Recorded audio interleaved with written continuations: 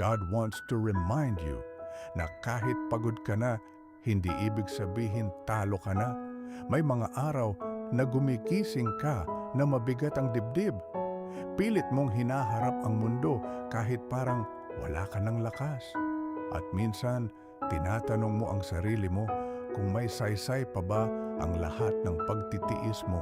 Pero sa bawat hakbang na ginawa mo kahit nanginginig ka, may natutunan ang puso mo na ang tapang ay hindi palaging malakas ang boses.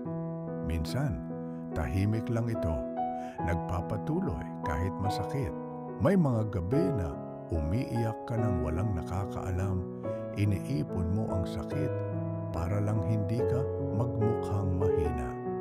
Pero ang totoo, doon ka mas pinapalakas dahil natutunan mong lumuhod bago ka tuluyang bumagsak. Hindi rin aksidente ang mga delay sa buhay mo. Akala mo na pag-iwanan ka na. Pero hinahanda ka lang pala.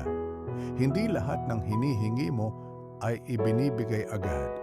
Hindi dahil hindi ka mahal, kundi dahil mahalaga ka. May mga bagay na kapag napaaga, mas makakasakit kaysa makakatulong.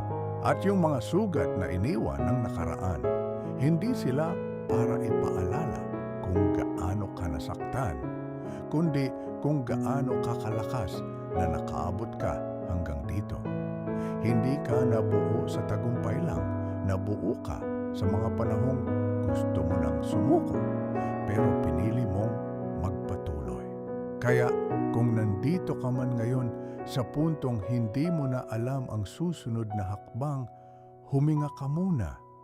Hindi mo kailangang makita ang buong daan.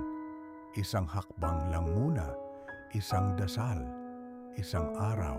Hindi pa tapos ang kwento mo. At habang may hininga ka pa, may pag-asa pa.